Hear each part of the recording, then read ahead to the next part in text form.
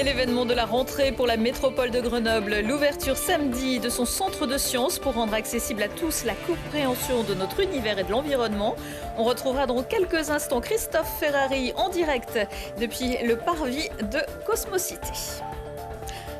Un ancien ministre, ancien président du Conseil constitutionnel, en visite aux archives départementales sur le campus.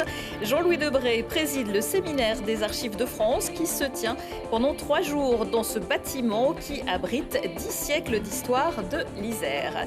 Et puis nous le savons, on vous propose d'abandonner votre gel douche pour un produit local plus écolo et plus économe.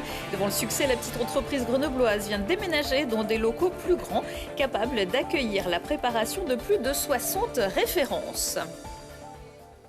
Bonsoir à tous, je suis ravie de vous retrouver dans ce JT du mercredi 27 septembre 2023. Du lundi au vendredi à partir de 18h, l'essentiel de l'actualité du Grand Grenoble.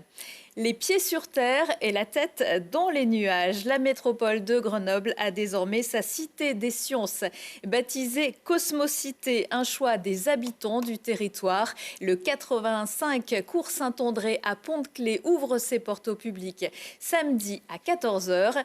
Et on part tout de suite rejoindre Christophe Ferrari, le président de Grenoble-Alpes Métropole. Bonsoir Christophe Ferrari. Bonsoir.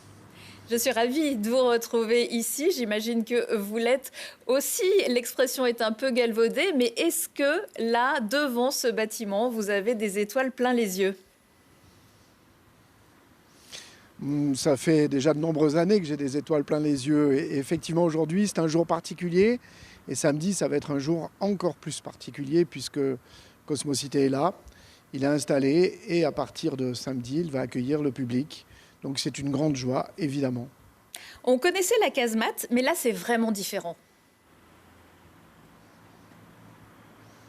Alors oui, c'est différent parce que là vous êtes sur un centre de sciences qui est dédié aux sciences de la Terre et de l'univers. Finalement, la compréhension du monde, des grands problèmes environnementaux que nous connaissons, nos grands enjeux tout simplement là aussi planétaires, nos grands enjeux qui sont liés à la place de l'homme dans tout cela. Donc ça prend une nouvelle dimension. Les sciences prennent une place encore plus importante dans la métropole grenobloise au service de tous.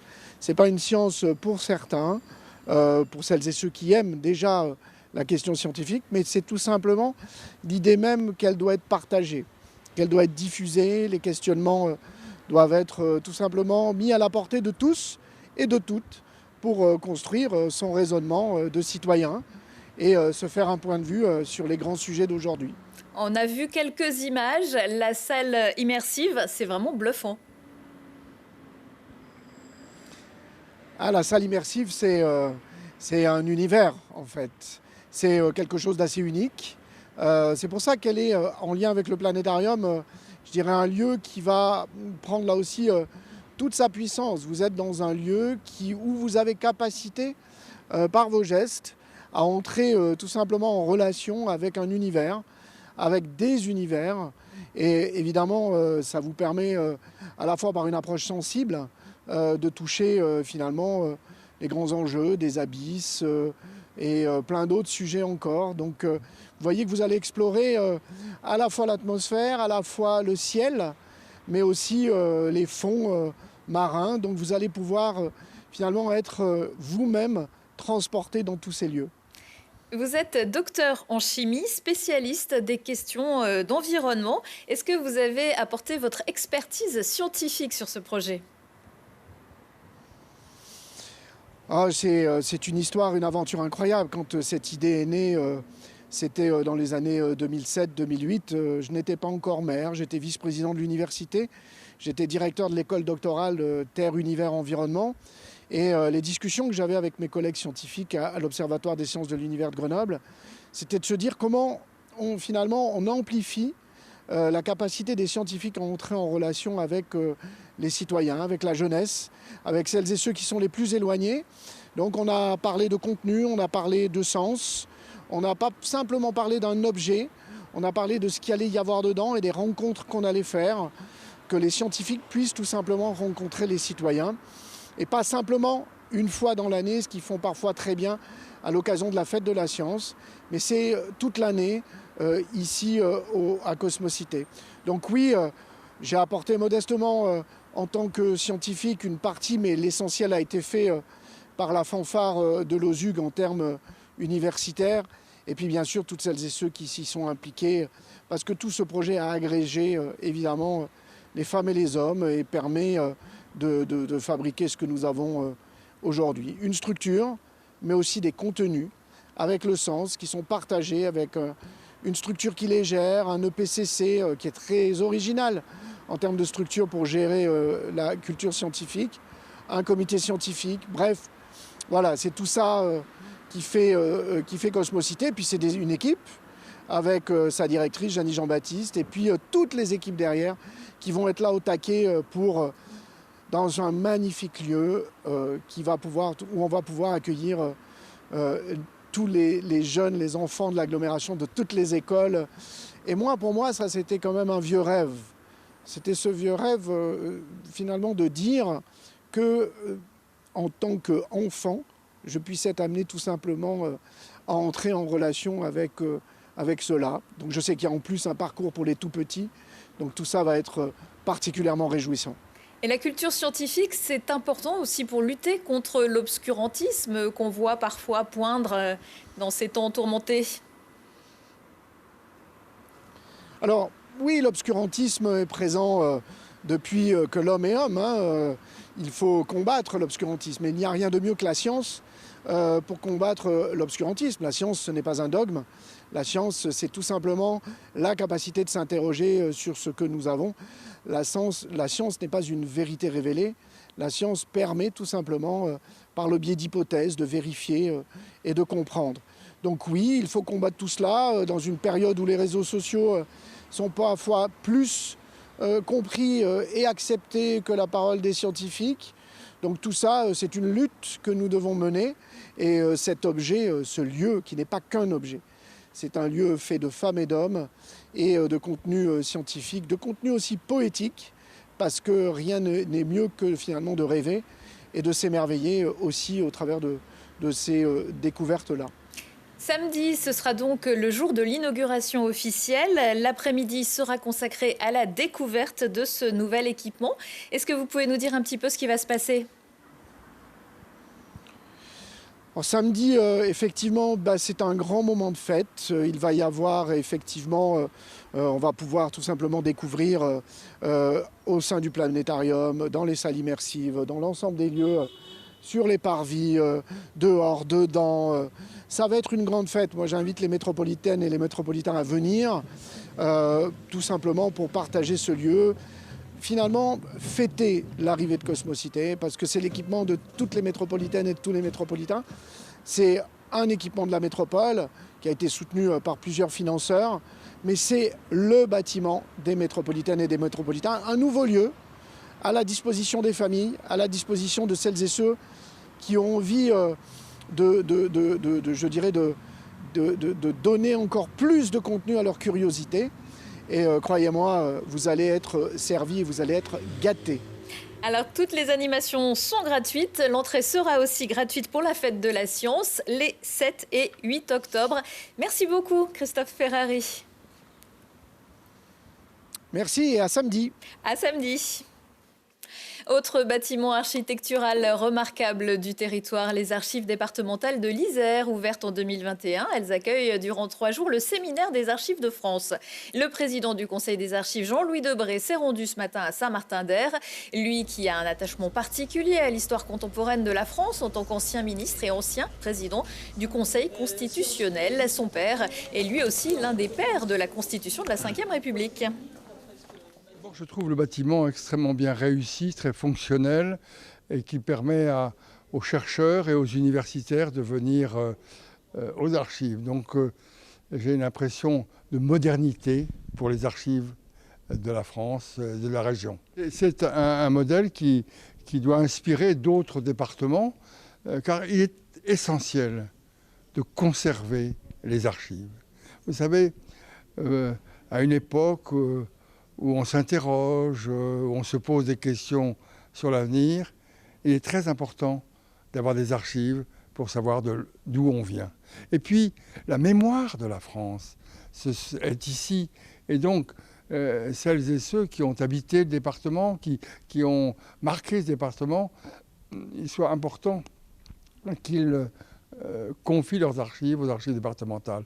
Oui, ici, c'est un modèle. On est très heureux et honoré aussi que Jean-Louis Debré vienne visiter ce bâtiment, que le Congrès national des archivistes de France se tienne ici cette année. Pour nous, c'est une vraie fierté, et aussi une reconnaissance du travail qui a été fait au niveau du département de l'Isère et de ce magnifique bâtiment qui donne une entière satisfaction, et on l'a vu pendant la visite.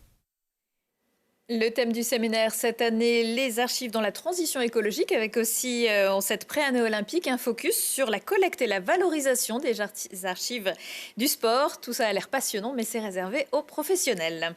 Fortement touché par un important endettement et le réchauffement climatique, la saison qui vient sera sans doute encore compliquée pour Saint-Pierre-le-Planolé en Chartreuse, dont le sommet n'excède pas 1800 mètres.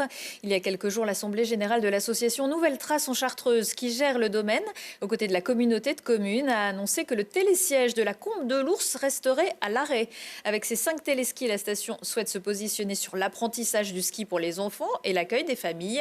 Hors vacances scolaires, elle ne sera donc ouverte que les mercredis et week-end. Faute d'accord avec un potentiel repreneur, les bénévoles de l'association devraient être bien occupés. Tourisme et animation, mais aussi hôtellerie-restauration. Pôle emploi organise justement un salon de l'emploi saisonnier en Isère pour rencontrer les recruteurs pour la saison d'hiver. Ça se passe lundi prochain de 13 à 17h au World Trade Center. Plus d'infos sur pôle-emploi.fr. Avec le recours aux enneigeurs artificiels, c'est aussi l'une des problématiques qui se posent dans les stations de sport d'hiver, la gestion de l'eau. Le tribunal administratif de Grenoble lance un cycle de conférences et a choisi pour sa première thématique, le droit public et l'eau. Une magistrate, une enseignante et un avocat reviendront sur les outils juridiques de protection de la ressource en eau, sa réutilisation et les conflits d'usage. Le droit public et l'eau, c'est jeudi à 18h à la Maison de l'Avocat à Grenoble. Question qui fera aussi l'actualité devant le Palais des Sports de Grenoble où le collectif Stop Micro appelle à manifester jeudi à 18h alors qu'à l'intérieur, ST Microelectronics célébrera ses 50 ans. Le ministre de l'économie Bruno Le Maire devrait figurer parmi les invités. Les membres du collectif critiquent les besoins importants en eau du fabricant de semi-conducteurs.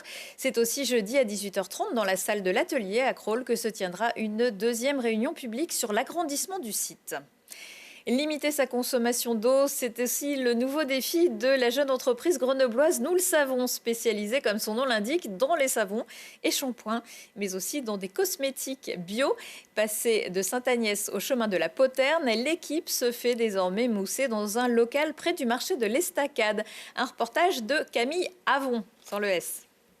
Moins économique, moins efficace ou encore trop sec, les savons solides ont mauvaise réputation. Pourtant, ici à Nous le savons, on veut vous prouver le contraire. Une savonnerie artisanale grenobloise qui a pour but de promouvoir la qualité tout en veillant à l'écologie. Dans les faits, c'est vrai, en faisant du bio, français et fabriqué localement, on arrive à avoir quelque chose de moins cher qu'en utilisant des matières premières qui viennent de l'autre bout de la terre, quoi. Ici, on vend des savons, mais pas que, des déodorants, crèmes, des huiles de soie, encore des anti-moustiques. La marque utilise des pots en verre pour éviter le plastique et met en place des consignes pour chaque pot et du vrac à disposition dans les magasins de distribution. Des savons plus économiques que ceux classiques. Le savon solide, c'est plus économique que le savon liquide, à partir du moment où on arrive à bien le faire sécher entre les utilisations, ce qui rallonge énormément sa durée de vie. Et du coup, un savon comme ça qu'on achète 5 € pour les plus chers ici, il peut durer facilement 4 mois. C'est dans cet atelier que les savons prennent vie et que la mousse opère. Verveine, agrumes ou encore géranium. Plusieurs senteurs sont proposées, mais aucune n'est faite à partir de parfums de synthèse, seulement des huiles essentielles. Mais pour fabriquer ces savons, le processus est long. Nous, on fait de la saponification qu'on dit à froid, c'est-à-dire qu'on n'a pas besoin de chauffer pour fabriquer le savon. Ça a 2 avantages. Le premier, c'est de conserver toutes les propriétés des huiles végétales. Et le deuxième, c'est que c'est du coup économe en énergie. Et donc, pour fabriquer du savon, on mélange simplement de la soude avec des matières grasses. Nous, on utilise uniquement des huiles végétales et dans certaines recettes de la cire d'abeille. On mixe tout ça, ça épaissit, ça nous permet de le verser dans des moules. Ça a besoin ensuite de 24 à 48 heures de séchage avant de pouvoir être démoulé. Et ensuite, ça part au séchoir pour 2 mois de séchage.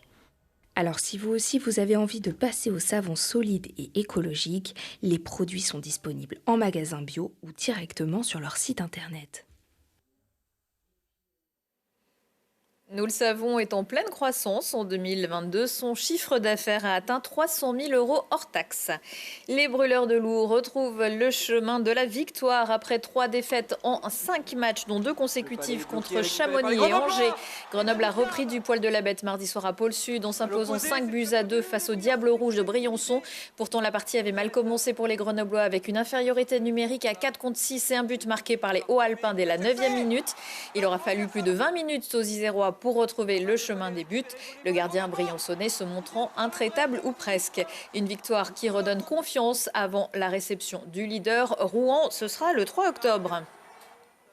Dans l'agenda de ce jeudi, Élodie Pou qui sera au grand angle avec son one-woman show, le syndrome du papillon, ou comment passer d'animatrice périscolaire à humoriste. Dans un stand-up énergique, la comédienne raconte comment le stand-up a changé sa vie et convoque pour cela une ribambelle de personnages plus ou moins ravagés et complètement déjantés. Humour toujours, le grand Reda Sediki, il mesure 2 mètres, présentera lui son spectacle Ironie de l'histoire à la basse-cour de Grenoble pendant 3 soirs à compter de jeudi.